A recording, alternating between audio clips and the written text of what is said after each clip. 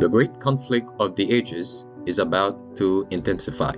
But remember the words of Jesus. In me ye might have peace. In the world ye shall have tribulation. But be of good cheer. I have overcome the world.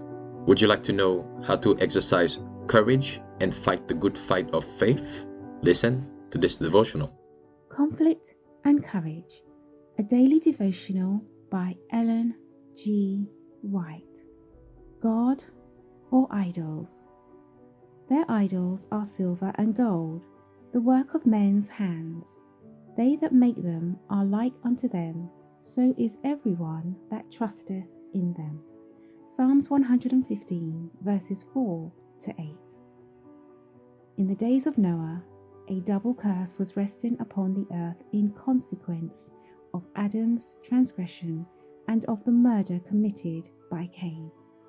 Yet this had not greatly changed the face of nature.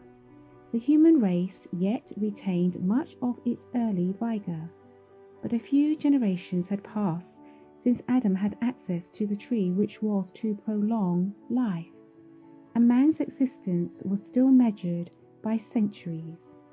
Had that long-lived people, with their rare powers to plan and execute, devoted themselves to the service of God, they would have made their Creator's name a praise in the earth. But they failed to do this. Not desiring to retain God in their knowledge, they soon came to deny his existence.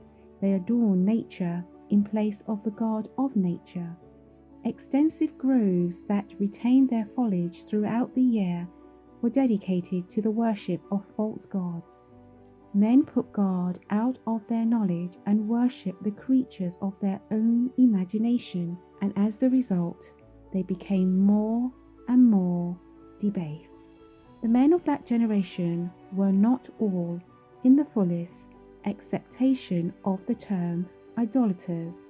Many professed to be worshippers of God. They claimed that their idols were representations of the deity, and that through them the people could obtain a clearer conception of the divine being. This class were foremost in rejecting the preaching of Noah. As they endeavored to represent God by material objects, their minds were blinded to his majesty and power. They ceased to realize the holiness of his character or the sacred, unchanging nature of his requirements. Man will rise no higher than his conceptions of truth, purity, and holiness. If the mind is never exalted above the level of humanity, if it is not uplifted by faith to contemplate infinite wisdom and love, the man will be constantly sinking lower and lower. The worshippers of false gods clothe their deities with human attributes and passions, and thus their standard of character was degraded to the likeness of sinful humanity.